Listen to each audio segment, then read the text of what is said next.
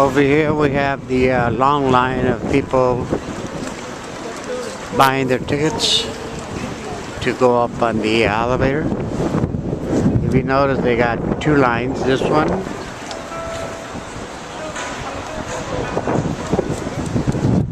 and the one over there.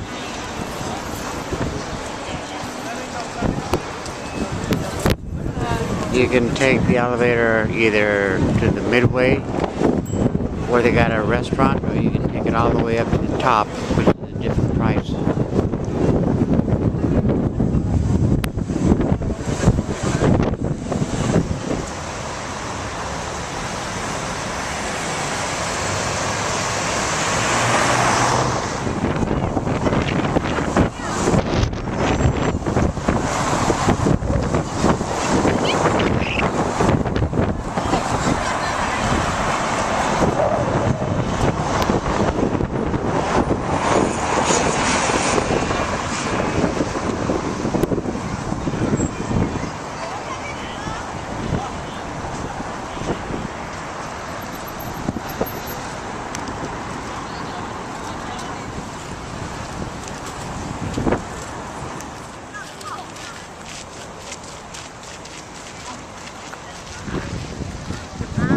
This is called Jardín de Tuileries, the Grand Garden that began back in 1561 by Queen Catherine de' Medici, and it had the garden landscape, became a palace and a royal residence, and was later transformed by Louis XIV, who commissioned his gardener André Lenotre to design a new park in front of the building in 1666. This vast area looks almost like the Taj Mahal, but with a big giant garden. I mean, you can't imagine this. I mean, this is like a one big giant royal palace, and with one of the biggest gardens you've probably ever seen.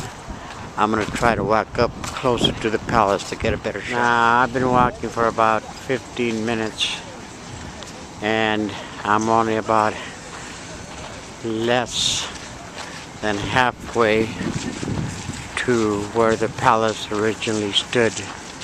Now, it caught on fire in the early 1800s, but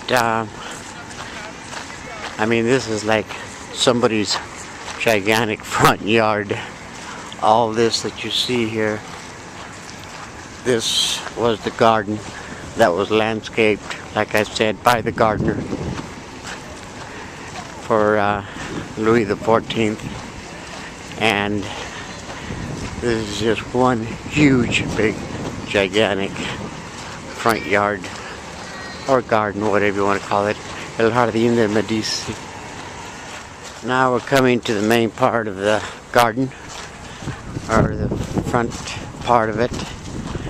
I asked some of the people that work here, and they said that from the beginning, or the very front of this big garden that was built for this palace, it's almost half a mile from the front all the way to where the palace was.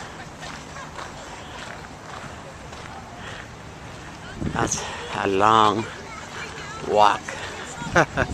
This is the directory to this big giant garden. It's so big. And that is the name of it. Jardín de Tuileries Plantations. Jardín meaning garden. Now this is the entrance of what would have been the entrance to the palace, but like I said,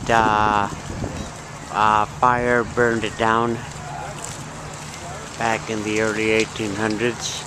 So what you see now is just basically the skeletal remains, the steps, and the what you would call the front porch,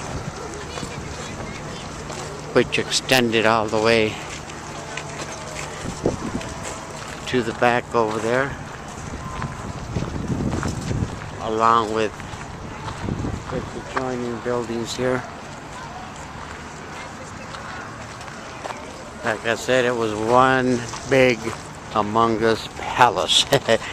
It must have been. Jesus, this thing is huge. That up ahead is, of course, the famous Louvre.